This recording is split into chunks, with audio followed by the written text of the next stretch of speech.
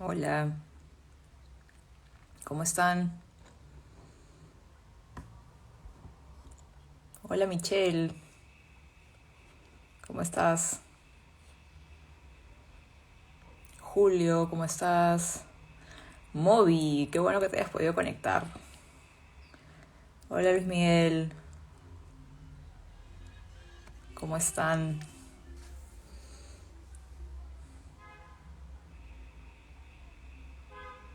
Hola Moby. Y Joey, ¿cómo estás?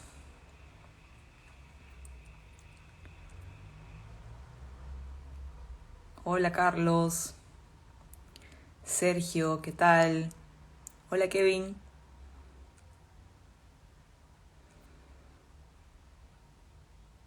Sebas,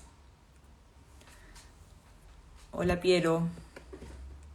He visto que me has mandado varias preguntas hoy día. Hola Isabela. Y presidenta. No, no, no, chicos, todavía no. Todavía no soy presidenta. Hola Jesús, David, Mariano, ¿qué tal? ¿Cómo estás? Vamos a esperar un ratito a que se conecten más personas y ya voy a empezar a responder preguntas. Hoy día me han mandado varias preguntas, me han mandado como 60, así que voy a tratar de responder todas las que pueda dentro del tiempo que tenemos. Voy a hacer mi mejor esfuerzo para ser breve y precisa. Hola Pedro, ¿cómo estás? César. Hola Gonzalo. Araceli, hola. Hola Armando.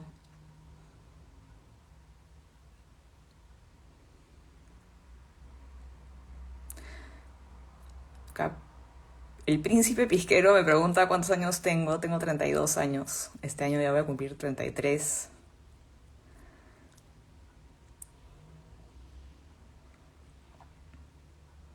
Hola Juan Pablo. José Luis.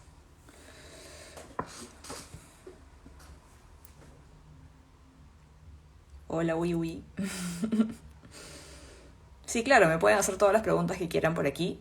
Tengo varias preguntas que ya me han hecho desde ayer, así que voy a tratar de ir respondiendo las que me hagan por acá y las que ya me hicieron.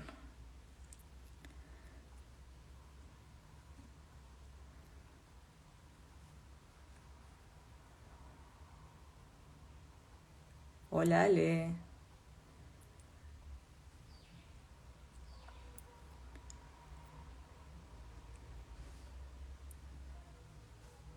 Gracias Iliana.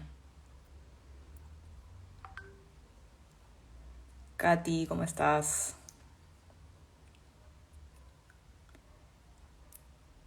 Bueno, creo que ya estamos varias personas conectadas, así que voy a empezar a responder algunas de las preguntas que me han hecho.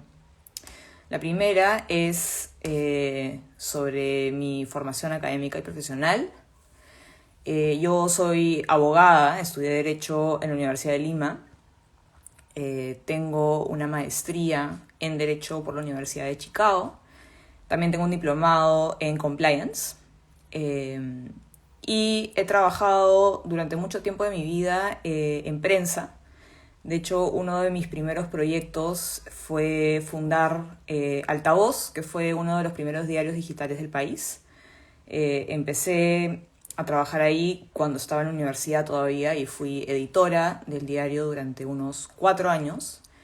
Luego trabajé en otros medios de comunicación y desde el 2016 en adelante trabajé en el Congreso de la República. Fui parte del equipo del congresista Pedro Lachea y estuve trabajando ahí hasta marzo de este año, cuando ya entró en funciones el nuevo Congreso. A ver, Sergio me pregunta qué estudiaste, en qué universidad. Bueno, ya, estudié Derecho en la Universidad de Lima y tengo un máster en leyes por la Universidad de Chicago. Gonzalo Abad me pregunta, ¿cuál es tu perfil económico en 3 palabras? Creo que 3 palabras es un poco poco, pero creo en el libre mercado y en la libre competencia como los mejores mecanismos para lograr riqueza y oportunidades para todos los peruanos. Naldo me pregunta qué opino sobre el feminismo actual.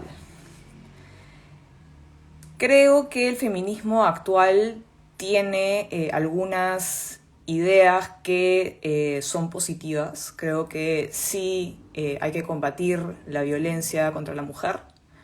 Sin embargo, creo que tienen a veces una visión un poco sesgada de la realidad. Creo que muchas veces pretenden reducir todos los problemas que vemos en la realidad a un tema de género, y eso por lo general nos lleva a conclusiones que son equivocadas, porque por lo general todos los problemas que nosotros enfrentamos tienen más de una sola causa, ¿no? Entonces, por lo general, cuando hay estas ideologías que pretenden reducir o explicar todo lo que ocurre en función a un solo punto de vista, llegan a conclusiones equivocadas, y en ese sentido yo no concuerdo con todo lo que postula el feminismo moderno, ¿no? Me preguntan cuándo sale el plan de gobierno. Bueno, el plan de gobierno todavía está siendo trabajado. Yo tengo entendido que va a salir a mediados de este mes o a fines de este mes. Así que ya se enterarán cuáles son las propuestas de gobierno una vez que esté listo. Me preguntan si pienso que la izquierda puede ganar las elecciones.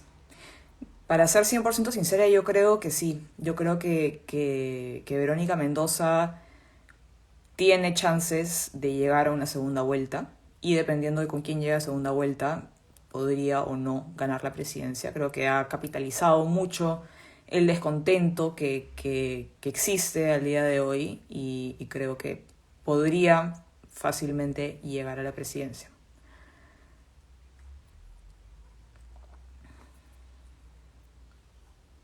Me preguntan si pienso eliminar ministerios. No es parte de mi plan de trabajo en el Congreso, no tengo una propuesta específica sobre ese tema, pero digamos que un principio que es transversal a mi visión política y a mi plan de trabajo en el Congreso es la racionalización del gasto público. Y creo que sí, hay muchísimos ministerios que en muchas oportunidades duplican funciones con otros, o que hay ministerios que en realidad podrían simplemente ser una dependencia dentro de otro ministerio, o que hay dos ministerios que cumplen funciones muy similares y que podrían fusionarse.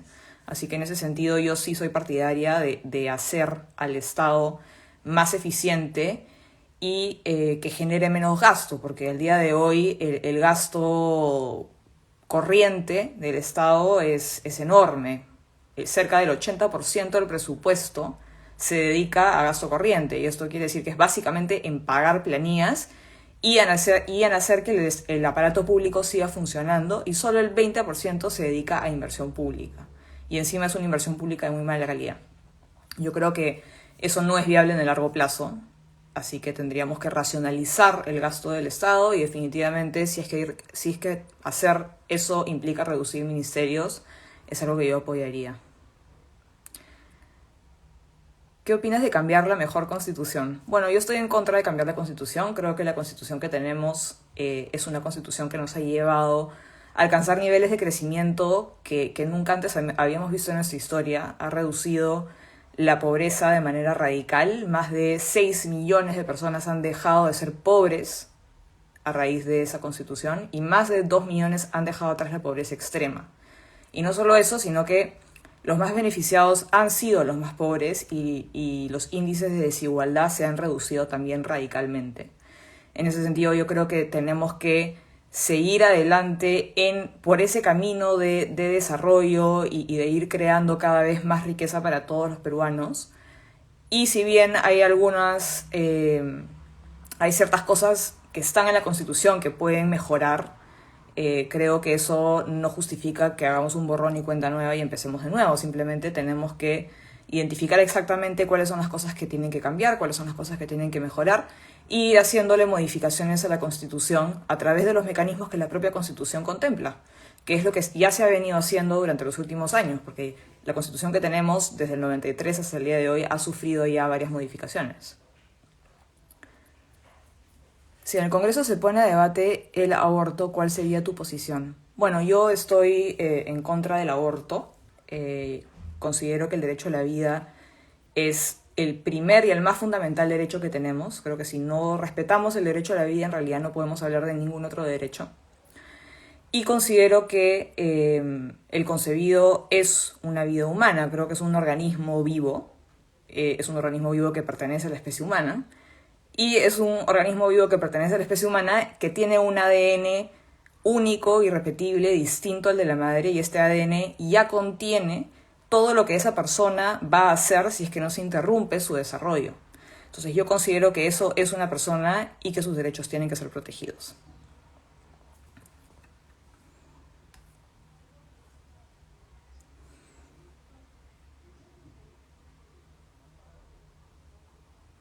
A ver, voy a ir respondiendo algunas de las preguntas que ya me hicieron. ¿Estás de acuerdo con el enfoque o ideología de género? Bueno, yo creo que es importante que desde los colegios se enseñe que los hombres y las mujeres somos iguales, valemos lo mismo, que no se debe disminuir a las mujeres y que no se les debe poner límites a sus proyectos de vida por el hecho de ser mujeres. En ese sentido, yo sí creo que es importante inculcar eso desde el colegio. Sin embargo, creo que los padres de familia sí cumplen un rol muy importante en la educación de sus hijos y que no se puede pretender excluirlos de lo que se les enseña a sus hijos. En ese sentido, yo creo que el Ministerio de Educación muchas veces incurre en esta exclusión y eso no puede seguir ocurriendo. Creo que el Ministerio de Educación tiene que conversar con los padres de familia y llegar a un acuerdo. Y además creo que si bien soy partidaria de inculcar que tiene que haber igualdad entre hombres y mujeres, creo que pasar de eso a decirles a los niños que el género es una construcción social, yo sí considero que es problemático porque en realidad no es así. Creo que hay dos extremos, ¿no? Están los grupos como Con mis hijos no te metas, que consideran que el género no existe y que todo depende del sexo. Creo que eso no es así. Creo que hay un componente social, hay una expresión social del sexo que tenemos que puede ser llamado género. Y por el otro lado está la posición de que no existe el sexo y que todo es una construcción social. Creo que lo que estamos viendo, lo que hemos visto durante los últimos años en el país es esta pelea entre dos extremos que evidentemente no nos va a llevar a nada, ¿no? Yo creo que hay que aceptar que hay ciertas realidades objetivas, hay que aceptar que esas realidades objetivas también tienen un componente social y hay que trabajar en base a eso, ¿no? ¿Cuál crees que es el problema del Perú, la desigualdad o la pobreza? Yo creo que el principal problema es la pobreza.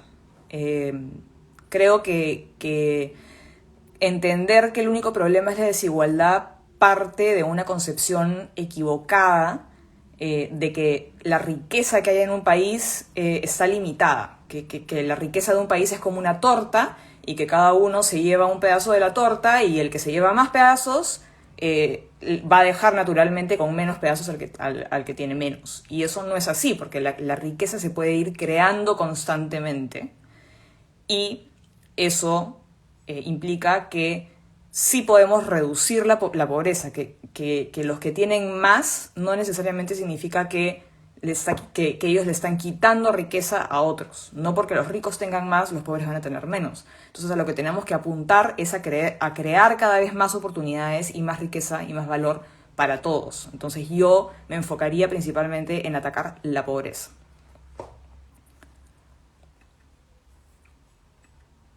A ver, otra de las preguntas que me han hecho ayer.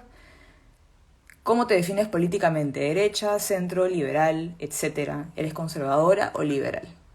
Bueno, yo me defino políticamente de derecha. Yo creo en la libertad individual. Creo que la iniciativa privada debería ser el motor de nuestra economía. Creo que el poder político tiene que ser limitado justamente para garantizar que las personas puedan vivir sus vidas de manera libre y sin imposiciones estatales.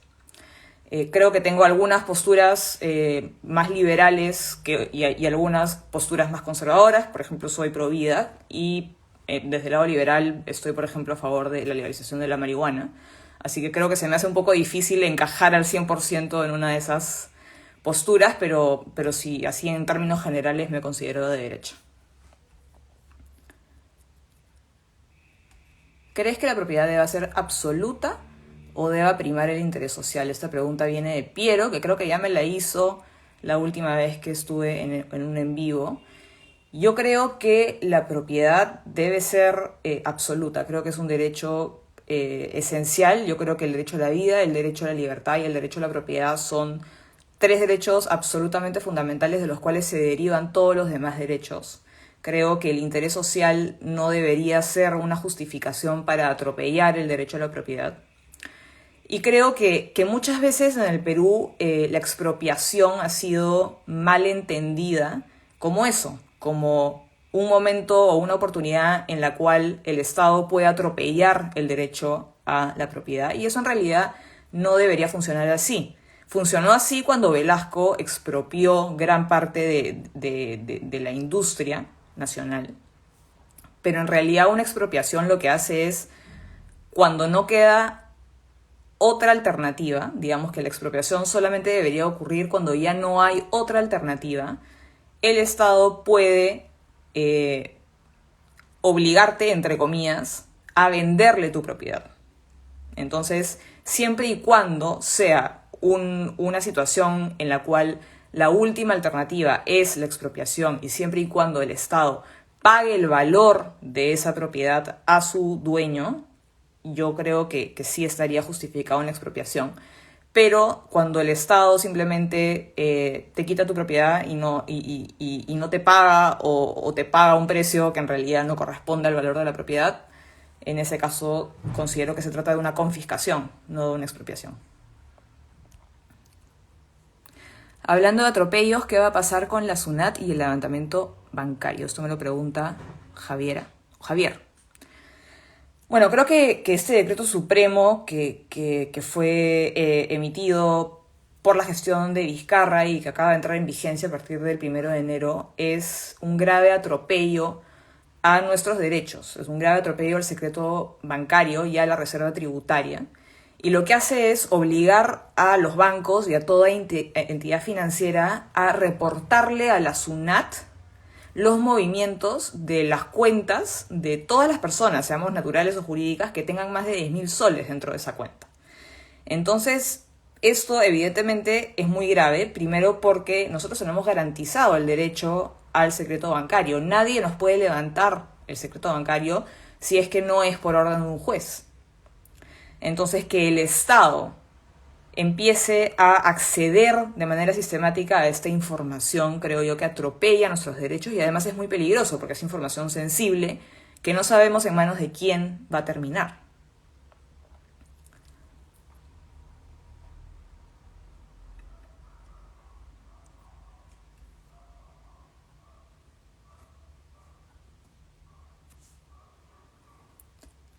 A ver, me preguntan si estoy a favor del aborto en caso de violación o complicaciones durante el embarazo. Bueno, yo creo que si un embarazo pone en riesgo la vida de la madre, en ese caso sí se justificaría un aborto porque digamos que hay dos bienes jurídicos, perdonen que me ponga técnica, que son de igual valor. Obviamente si la vida de la madre está en peligro, en esos casos yo considero que sí se justificaría un aborto. En el caso de las violaciones, creo que lamentablemente, si bien es una situación realmente trágica la que está viviendo la madre, yo personalmente no podría avalar el aborto en esos casos, básicamente porque yo considero que el concebido, como ya mencioné hace un ratito, es un ser humano que tiene derechos. Entonces, si nosotros permitimos el aborto en caso de violación, lo que estaríamos diciendo es que la vida humana solo tiene valor en función a si es querida o no es querida por su madre. Y eso a mí realmente me parece inadmisible desde el punto de vista moral. Así que entiendo perfectamente que es una situación muy dura. Con esta postura yo no pretendo minimizar el dolor y el sufrimiento por el que pasan las personas que han sido violadas y como resultado terminan embarazadas. Sin embargo, creo que las implicancias morales de permitir un aborto en esos casos son terribles. ¿Es idealista? ¿Qué me preguntan acá? José me pregunta si soy idealista o estoy dispuesta a consensuar cuando sea necesario. Bueno, creo que no son cosas que sean excluyentes. Yo creo que uno puede ser idealista, pero la verdad es que parte de vivir en democracia es llegar a consensos. Si nosotros queremos seguir avanzando y seguir creciendo como país, tenemos que hacerlo en base a los acuerdos que podamos llegar con personas o con grupos políticos que no coinciden al 100% con nuestras ideas. Así que yo sí me considero una persona idealista, pero también acepto que parte de vivir en una democracia es llegar a consensos con personas que piensan de manera distinta. Si no, estaríamos viviendo en un estado totalitario de pensamiento único y eso no puede ser así. Definitivamente tenemos que admitir las opiniones discrepantes y tratar de avanzar en función a lo que nos une, a los consensos a los que podamos llegar.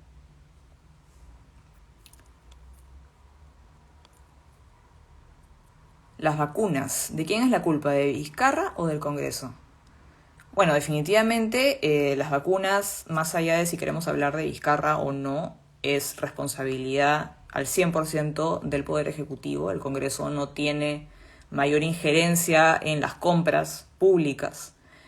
Y evidentemente creo que nadie le cree a Martín Vizcarra cuando él dice que prácticamente tenía el lapicero en la mano y estaba a punto de firmar el contrato cuando lo vacaron. Eso no es así. El Ministerio de Salud debió haber concretado esa compra por lo menos un mes antes de que Martín Vizcarra fuera vacado. Así que creo que sí hay una negligencia y una responsabilidad de la gestión de Martín Vizcarra en particular. Pero creo que también hay un problema mucho más profundo y es que tenemos un Estado hiperburocrático que es incapaz de tomar hasta las decisiones más simples. Entonces, tenemos dos problemas y creo que tenemos que atacar el segundo, que es la incapacidad del Estado de tomar decisiones.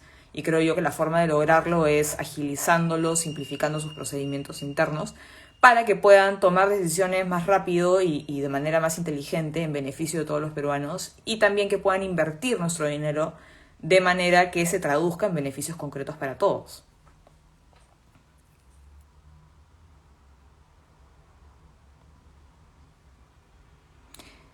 Pedro me pregunta si creo que los sistemas de vouchers para la educación sería más eficiente que el sistema actual. Yo creo que sí, yo creo que el sistema de los vouchers ha probado ser muy exitoso en los países en los cuales se ha implementado. Por ejemplo, en los Estados Unidos se usa bastante en algunos estados. Y lo que hace en realidad es, en lugar de subsidiar a los colegios, lo que se hace es subsidiar a las personas. Entonces, el Estado le da un voucher a las familias para que ellos puedan elegir a qué colegio mandar a sus hijos y digamos que la pensión escolar está subsidiada por el Estado. Se subsidia la demanda, no la oferta, por decirlo de otra manera, y creo que eso es mucho más positivo porque le das al individuo, a la persona, la libertad de decidir a qué colegio quiero ir, y eso creo yo es siempre más positivo que imponerlo desde el Estado. Creo que los individuos siempre vamos a estar en mejor posición que el Estado para saber cuáles son las decisiones que son buenas para nosotros.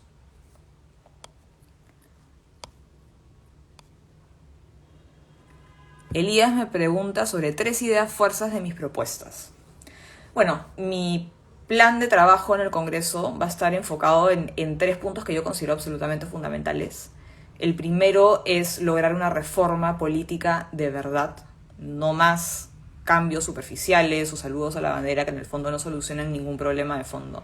Yo quiero generar cambios que fortalezcan nuestra democracia y que reparen el vínculo que se ha roto entre políticos y ciudadanos. Así que en ese aspecto mis propuestas son voto voluntario, distritos uninominales y renovación del Congreso a mitad de periodo, porque creo que los ciudadanos deberíamos tener la capacidad de poder evaluar el trabajo que están haciendo nuestros congresistas y que eso no debe ocurrir únicamente una vez cada 5 años. Luego, el segundo eje sobre el que quiero trabajar es hacer que el Congreso sea más transparente y que hayan más canales de comunicación entre congresistas y electores.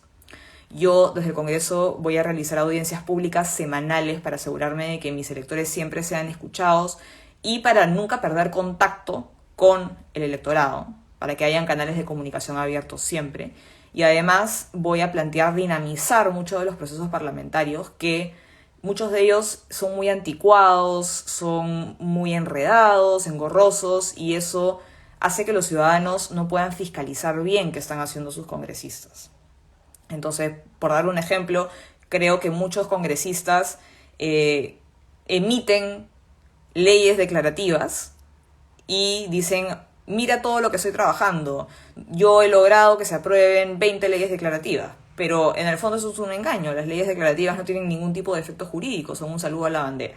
Entonces yo creo que eso tiene que cambiar, creo que tenemos que hacer el Congreso más dinámico, más transparente y más accesible para que los ciudadanos puedan saber exactamente qué están haciendo sus congresistas. Y el último punto central de mi campaña va a ser fiscalizar al Estado para que el Estado invierta nuestro dinero de manera inteligente, para que nuestro dinero realmente se traduzca en mayores beneficios para los ciudadanos y que el Estado nos dé soluciones concretas para los problemas que enfrentamos.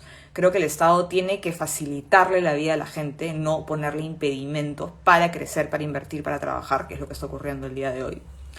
Y me voy a enfocar en darle herramientas a los peruanos emprendedores y a los pequeños empresarios para que puedan crecer, para que puedan invertir y puedan generar más oportunidades y más trabajo.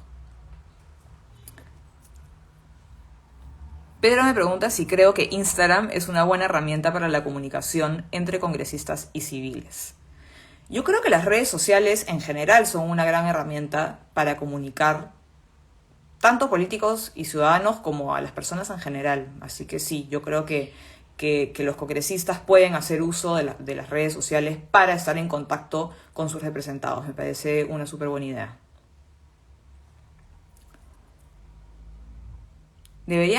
Rodrigo dice, deberían hacer un ranking anual de los congresistas. ¿Quién presentó más proyectos de ley?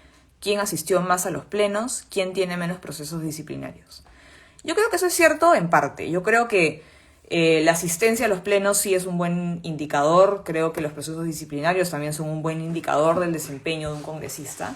Pero creo que exigirle al congresista aprobar un montón de proyectos de ley como un indicador de qué tan buena fue su gestión, me parece que genera un problema, porque en el Perú tenemos un problema de sobreregulación. Tenemos demasiadas leyes. De hecho, al día de hoy hay más de 500.000 de normas vigentes. Es imposible estar al día con la cantidad de normas que tenemos que cumplir los peruanos. Y aumentarle a esas normas más leyes que son emitidas por los congresistas, me parece que genera un problema. Así que yo soy partidaria más bien de no seguir contribuyendo a esta sobreregulación. Yo creo que los congresistas tienen que ser muy responsables a la hora de plantear propuestas legislativas, justamente porque hay demasiadas leyes y eso frena el desarrollo del país.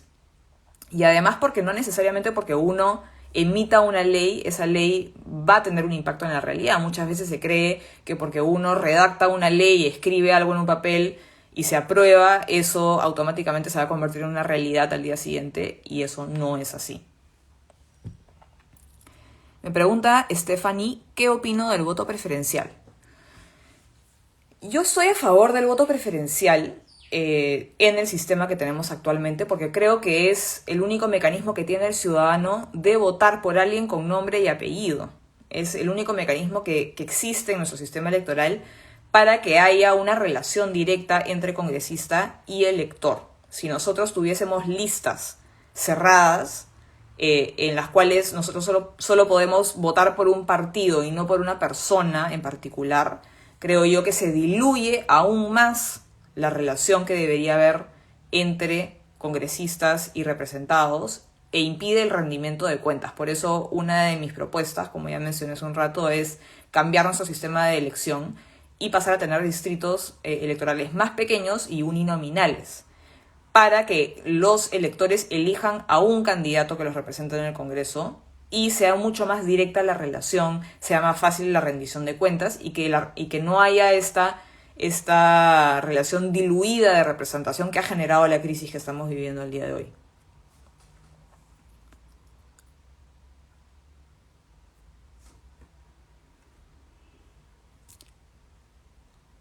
Michelle me pregunta si los congresistas deberían seguir los lineamientos de análisis de impacto regulatorio para mejorar su calidad normativa. Definitivamente creo que uno de los grandes problemas que tenemos, no hoy, sino de siempre, es que los congresistas no toman en consideración el impacto que van a tener los proyectos de ley que buscan aprobar. Así que yo sí soy partidaria de promover que los congresistas hagan un análisis costo-beneficio y hagan un análisis del impacto regulatorio que va a tener el proyecto que están impulsando. Pero creo que es a veces un poco complicado imponerlo. Creo que los criterios para hacer este análisis pueden variar mucho, pero definitivamente creo que es un factor muy importante que hay que tener en cuenta a la hora de diseñar políticas públicas. Avanza País, Jorge me pregunta si Avanza País busca legalizar las armas. Bueno, las armas son legales. Uno siempre y cuando tenga un permiso puede adquirir un arma, ¿no? Así que no está en agenda ese tema. A ver, vamos a algunas de las preguntas que me hicieron ayer.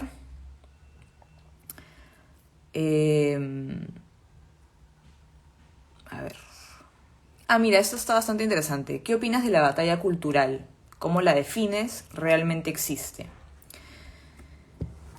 Creo que más allá de si la queremos llamar batalla cultural, definitivamente hay al día de hoy una colisión entre dos concepciones de la sociedad y de la política.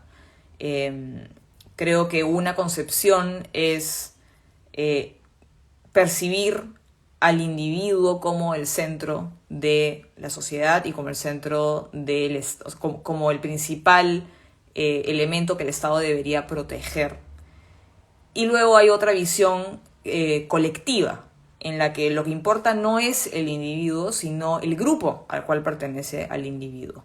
Así es como yo definiría esta batalla cultural y yo creo que percibir al individuo únicamente como parte de un colectivo o definirlo únicamente en base al colectivo al cual pertenece nos divide mucho como sociedad y no nos permite avanzar unidos. Así que creo que en muchas oportunidades esa óptica puede terminar siendo dañina. Jorge me pregunta mi opinión sobre la ley Mulder. Creo yo que la ley Mulder pecó de ser muy simplista. Era una ley que tenía un párrafo y que prohibía al 100% todo anuncio público en un medio de comunicación. Y evidentemente fue declarado inconstitucional por el Tribunal Constitucional porque definitivamente sí afectaba el derecho al acceso a la información de los ciudadanos. El Estado tiene la necesidad de hacer muchos anuncios a través de la prensa. Tiene que informar sobre licitaciones, sobre concursos públicos, sobre contrataciones. Entonces, limitar la posibilidad de que el Estado anuncie estos aspectos que son de interés público a través de la prensa no tiene mayor sentido. Sin embargo, creo que hay que distinguir entre lo que es un anuncio público y lo que es una publicidad. Creo que la publicidad sí debería estar más restringida. Creo que no tiene razón de ser que el Estado esté publicitando a página entera en un diario que hay un puente que ya terminó de ser construido. Porque si es un tema de interés público, la prensa debería recogerlo voluntariamente entre sus noticias. No hay ninguna necesidad de pagar 50.000 soles para que el periódico o el medio de comunicación lo anuncie. Creo que hay un problema ahí. Creo que eso tiene que ser limitado y creo que se tiene que, en la medida de lo posible, limitar el nivel de discrecionalidad que tiene el Ejecutivo a la hora de pagar anuncios publicitarios. Y esto es así porque la prensa tiene la principal función de ser un ente fiscalizador. Su función es fiscalizar al poder. Y si la prensa depende financieramente del poder que tiene que fiscalizar, no va a poder fiscalizarlo, porque ahí hay una relación de dependencia que no es positiva, porque no va a haber transparencia en la información. Así que ahí hay un problema y creo que definitivamente tiene que ser abordado desde la ley. Ori me pregunta, si no llegan a ser mayoría en el Congreso, ¿cómo podrías obtener el presupuesto para tu gestión? A ver, acá quiero hacer una pequeña aclaración. Los congresistas no tienen presupuesto. El Congreso como institución tiene presupuesto para operar, para pagar sueldos, para mantener sus oficinas, pero los congresistas no ejecutan presupuesto. Ese es el rol del Ejecutivo. Ni las bancadas mayoritarias ni las minoritarias tienen asignado presupuesto para ejecutar. Así que yo, incluso si llegase a conformar una bancada minoritaria, no tendría mayor problema porque no necesito de presupuesto para impulsar los proyectos de ley y los cambios que quiero impulsar.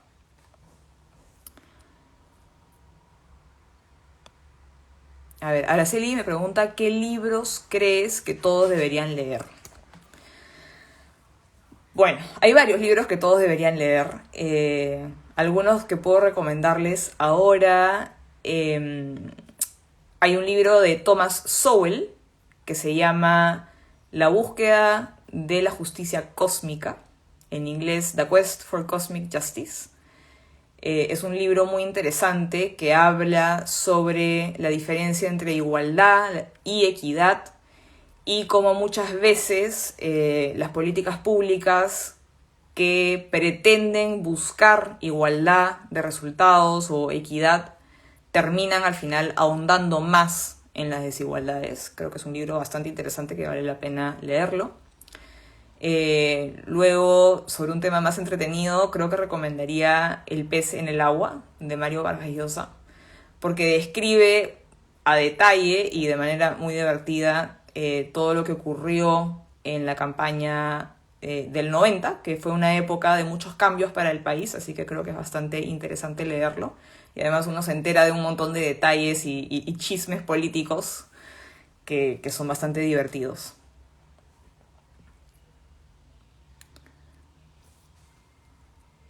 Renzo me pregunta qué comisión del Congreso me gustaría integrar.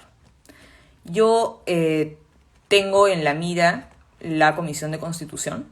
Creo que esa es una constitución vital. Sobre todo tomando en cuenta que el debate en torno al cambio de constitución y al cambio de modelo económico es un debate que va a ser central durante los próximos años. Así que yo quiero formar parte de la Comisión de Constitución. También quiero formar parte de la Comisión de Trabajo y de la Comisión de Relaciones Exteriores.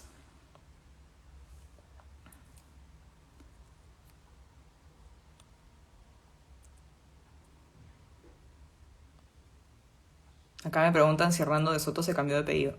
No, ese es su apellido, no es Hernando Soto, es Hernando de Soto.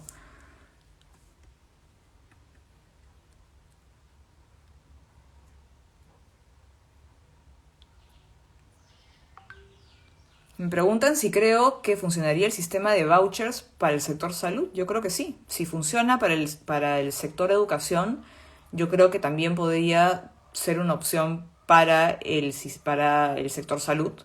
Porque como digo, creo que darle al ciudadano, a la persona, la libertad de elegir siempre va a ser mejor que imponérselas desde el Estado. A ver, voy a volver a las preguntas que me hicieron ayer para no dejar preguntas sin responder.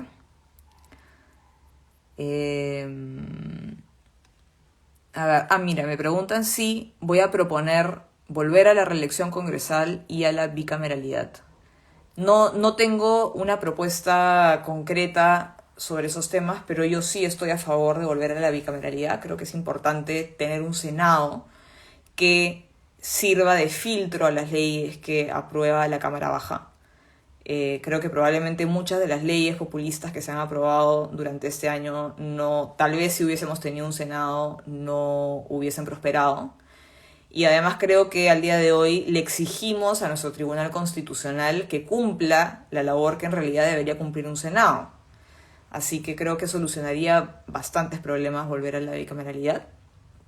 Y yo sí soy partidaria de la reelección congresal, porque creo que es absolutamente válido hacer una carrera política, hacer una carrera dentro del Congreso, tener políticos profesionales, tener a gente experta que se dedica al 100% a la política. Yo creo que eso va a elevar muchísimo nuestro nivel de debate, va a elevar muchísimo las propuestas.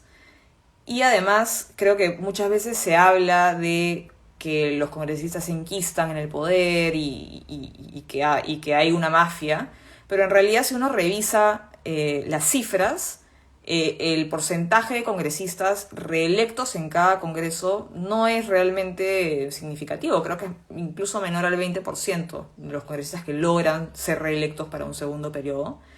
Así que yo creo que sí es necesario que haya reelección.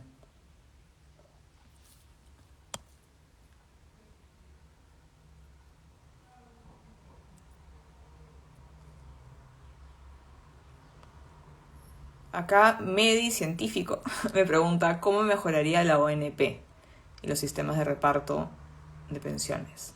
Creo que el principal problema de la ONP es que es un sistema contributivo. Esto es que las personas que están en edad de trabajar y que aportan a la ONP hacen el aporte y este aporte va directamente a la persona que ya no está trabajando y que recibe una pensión. Entonces, los aportantes, en el fondo, no son dueños de sus aportes. Y eso ha generado el problema que el Congreso ha resuelto muy mal. Así que una reforma que se podría hacer a la ONP es pasar a tener un sistema similar al de las AFPs con cuentas de capitalización individual. Esto es que uno aporta y ese dinero va a tu cuenta y uno es dueño del aporte. A ver. ¿Qué otras preguntas me han hecho?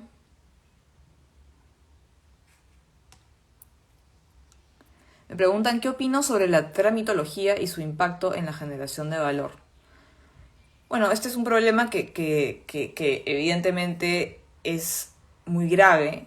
Como ya mencioné, tenemos un estado hiperburocrático, tenemos un país con demasiadas normas legales vigentes, tenemos más de 500.000 de normas vigentes. Y el Estado, en todos sus niveles, suele ponerle muchas trabas a las personas para sacar adelante proyectos. Hasta trámites tan simples como obtener una licencia de funcionamiento o un permiso de defensa civil puede durar meses. Y esto evidentemente impide la generación de valor. Así que ese es uno de los principales problemas que tenemos a atacar, ese es uno de los principales que yo voy a atacar desde el Congreso, yo voy a fiscalizar para simplificar la obtención de permisos, para que las municipalidades no nos pongan trabas y requisitos innecesarios para abrir una tienda y permitir que los emprendedores y los pequeños empresarios puedan crecer y puedan invertir de manera más fácil. Y eso definitivamente se va a traducir en más valor, en más empleo y en más bienestar para todos.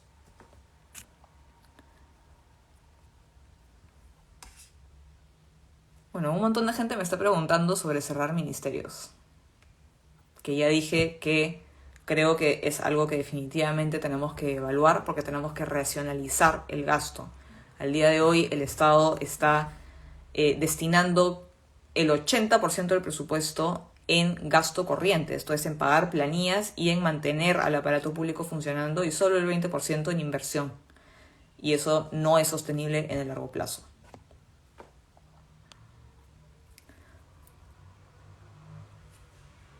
A ver, ¿qué otra pregunta me han hecho? Vamos a pasar a preguntas más divertidas. Araceli me pregunta, si tuviera que ser un animal, ¿cuál serías? Creo que si tuviera que ser un animal sería o un gato casero o un delfín. ¿Por qué? No sé. porque me parecen bonitos y siento que son animales felices. También me han preguntado cuál es mi serie favorita. Tengo varias series favoritas. De las que he visto últimamente me ha gustado muchísimo The Crown, que es la historia de la reina de Inglaterra y de su familia. Me parece una serie excelente, muy entretenida. Y luego, yéndome más atrás, una serie vieja que me guste fue Mad Men, que es una serie que está ambientada en los años 50 y 60 y cuenta un poco la historia de cómo el mundo de la publicidad en los Estados Unidos empieza a ganar cada vez más protagonismo y bueno, es una historia bastante divertida y dramática también. Francisco me pregunta quién reemplazó a Limp Bizkit en mi lista musical. Limp Bizkit y Fred Durst, que era mi amor platónico cuando tenía 12, fue reemplazado por Eddie Vedder y Pearl Jam. Me preguntan, ¿hincha de qué equipo? Lamento decepcionarlos, amigos, pero no soy muy futbolera. También me habían hecho una pregunta de cuál es mi deporte favorito. He tratado varios deportes cuando era más joven. En el colegio he pasado desde el básquet hasta el tenis, hasta el fútbol y lamentablemente ninguno me ha convencido al 100%. El único que realmente he logrado mantener de manera constante es salir a correr. Me gusta bastante, creo que me ayuda bastante a desconectarme y bueno, además hacer ejercicio y mantenerse saludable es muy importante. Así que correr. Iliana me pregunta cuál es mi color favorito. Creo que el azul o el verde.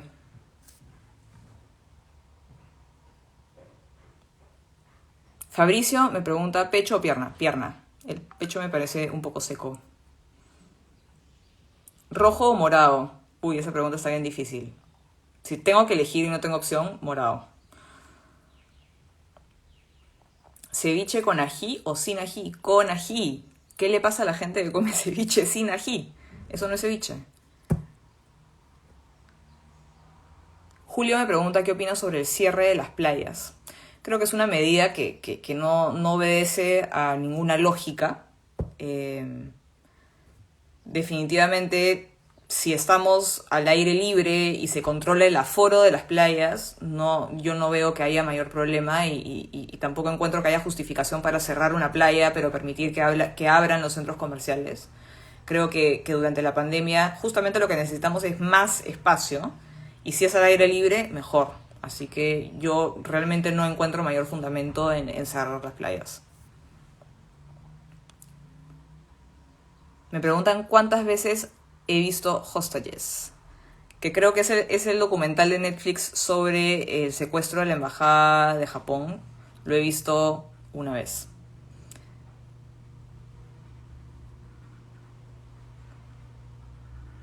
Venezuela. Ernesto me pregunta si prefiero Venezuela o Singapur.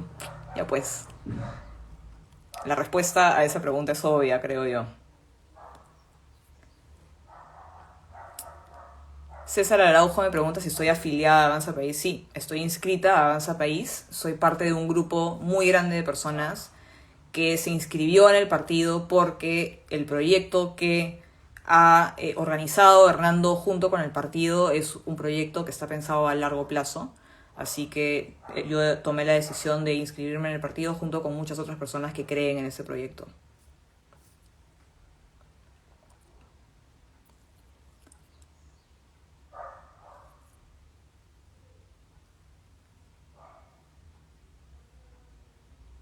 Baby Yoda.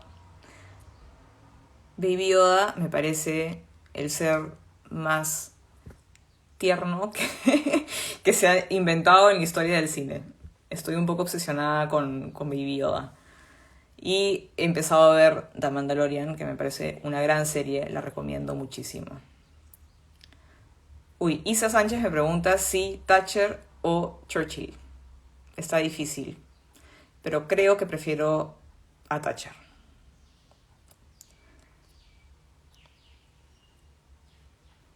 César me pregunta si Pol Pot o Mao. Gente, se pasan con sus preguntas. Ninguno de los dos son unos asesinos genocidas. A ver, para que no se me pase ninguna de las preguntas que me hicieron ayer. Creo que ya he respondido una gran mayoría, pero voy a revisar. Eh,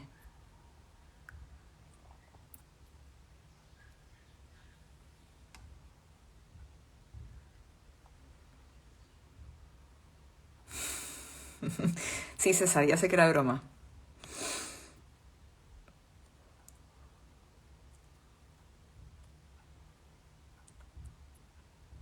A ver. ¿Qué prefieres de mascota? Me pregunta Miguel. ¿Perro o gato? Yo, la verdad es que soy mucho más gatuna que perruna, pero siempre he tenido perros. Durante una época tuve gatos y ahora tengo un perro de mascota. Pero los gatos me gustan un poquito más.